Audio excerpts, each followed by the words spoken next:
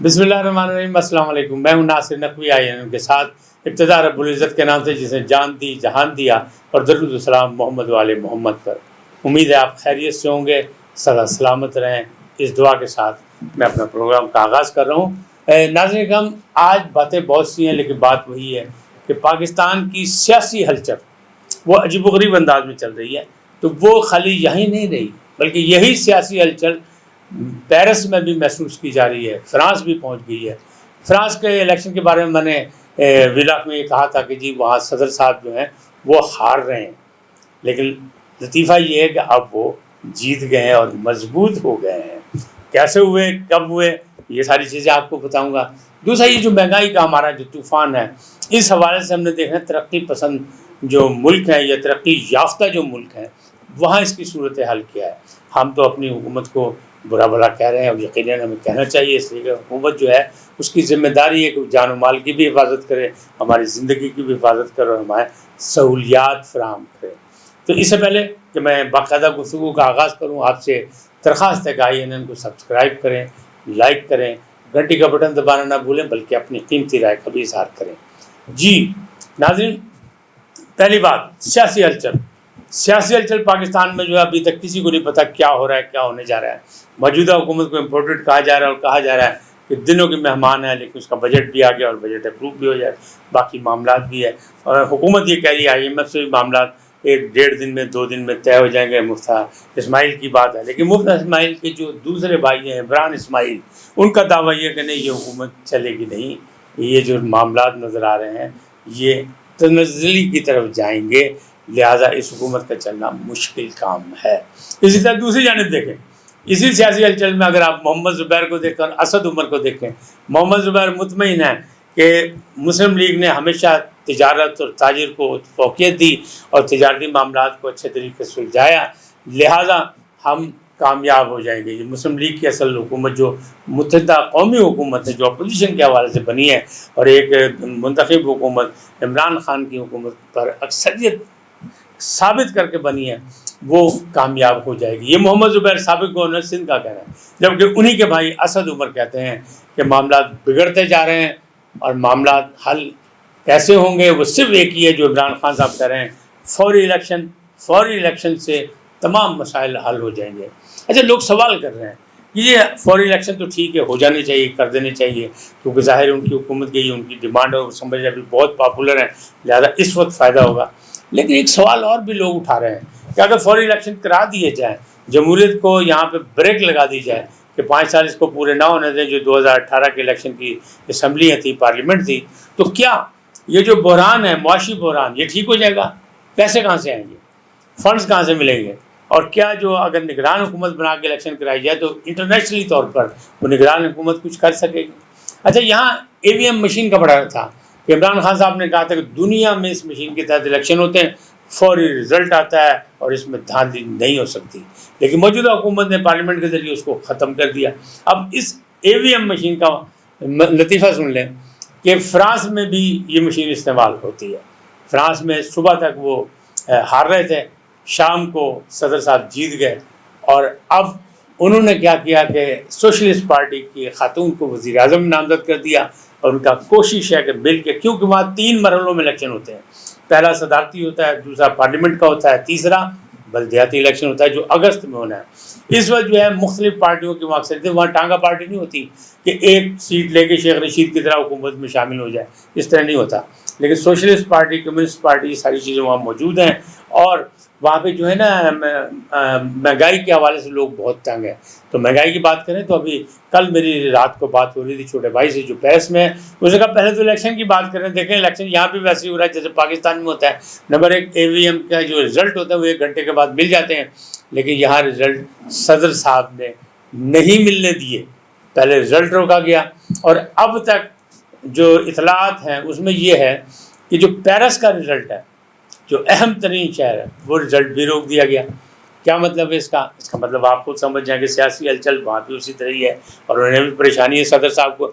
लेकिन आइन और कानून के तहत जो इस वक्त सूरत हाल है, सदर साहब की कुर्सी मजबूत हो चुकी है, और वो आइंदा 4 साल वहाँ विराजमान रहेंगे, बल्कि बाकी लोगों से آمرانہ انداز میں نپٹیں گے، کیونکہ ماضی کی مثال ان کی موجود ہے کہ انہوں نے جب حضور اکرم صلی اللہ علیہ وسلم کے حوالے سے جب کارٹون وہاں بنے تو انہوں نے اس کی نہ مذمت کی، نہ اس کی اسلامی دنیا سے کوئی یکجہتی کی بات کی، بلکہ انہوں نے اس کا ساتھ دیا، اس ملعون کا ساتھ دیا۔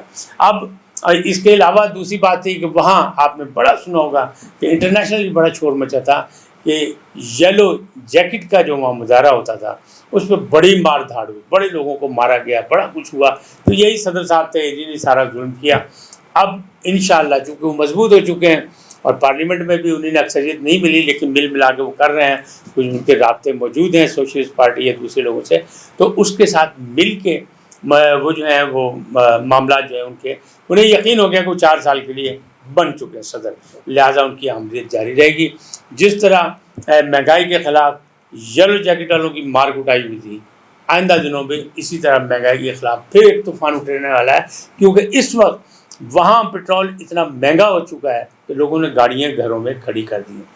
لیکن وہاں کے اور یہاں کے معاملات مختلف ہیں، ہم ترقی پذیر ہیں، وہ ترقی یافتہ ہیں، ترقی یافتہ ملک میں ٹرانسپورٹ کا انتظام موجود ہے، وہاں ٹرین صرف لاہور جیسی اورنج ٹرین جو ہے وہ نہیں، بلٹ ٹرین موجود ہے شہروں کے درمیان بھی اور شہر کے اندر بھی، سرکل ریلوے بھی موجود ہے، سب کچھ ہے، ٹرانسپورٹ بھی موجود ہے، تو وہاں معاملات دوسری طریقے سے چل سکتے ہیں۔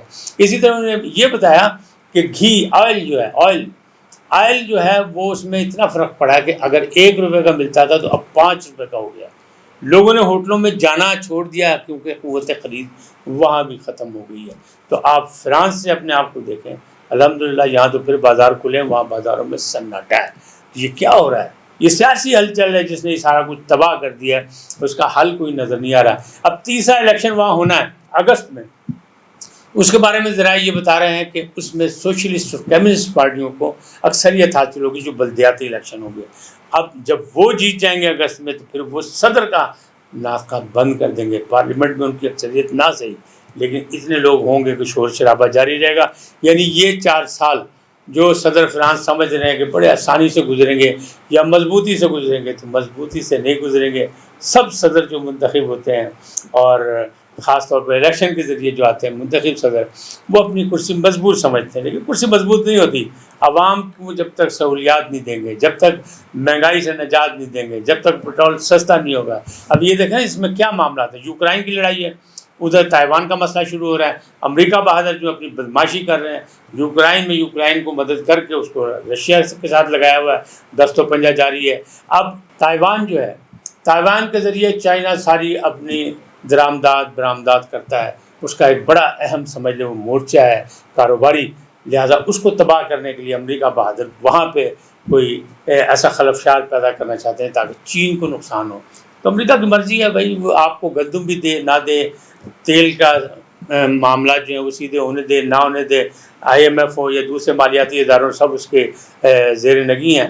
لہٰذا یہ معاملات جو ہیں یہ سیاسی ہلچل پوری دنیا میں چل رہی ہے، اور اگر اسی طرح چلتی رہی کہ تائیوان کی جو لڑائی ہے وہ بھی شروع ہو گئی اس کے یوکرائن کے بعد، تو پھر دنیا میں قحط آنے کی جو ہے چانسز بڑھ جائیں گے، کیونکہ خوراک کا مسئلہ جو ہے وہ بڑا اہم ہے اور بڑے معاملات ہیں۔ پھر مہنگائی کا مسئلہ بڑا اہم ہے، وہ بھی معاملات ہیں، کیونکہ مہنگائی، بے روزگاری، یہ ساری چیزیں جو ہے، بھوک اور ننگ، پھر تو بھوک اور ننگ ہی ناچے گی نا، اس کا ہی رقص ہوگا، پھر کیا ہوگا، کون حل کرے گا؟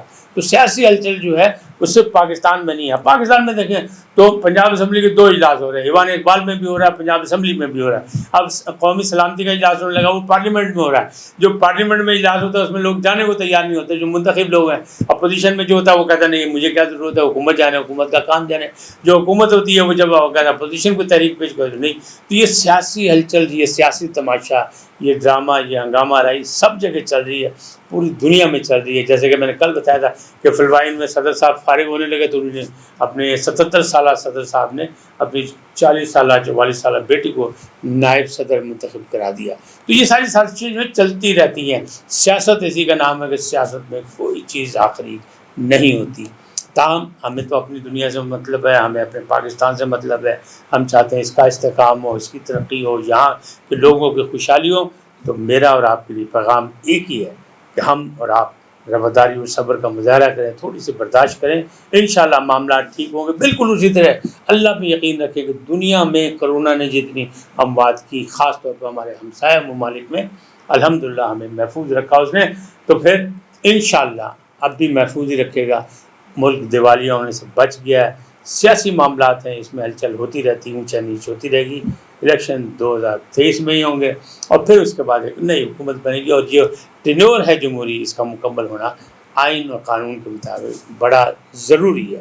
آج اتنے ہی، پھر ملیں گے ایک نئے عنوان کے ساتھ، نئے موضوع کے ساتھ۔ اللہ آپ کو سلامت رکھے۔ جاتے جاتے آپ سے گزارش، INN کو سبسکرائب کریں، لائک کریں، گھنٹی کا بٹن دبانا نہ بھولیں، اور اپنی قیمتی رائے کا بھی اظہار کریں۔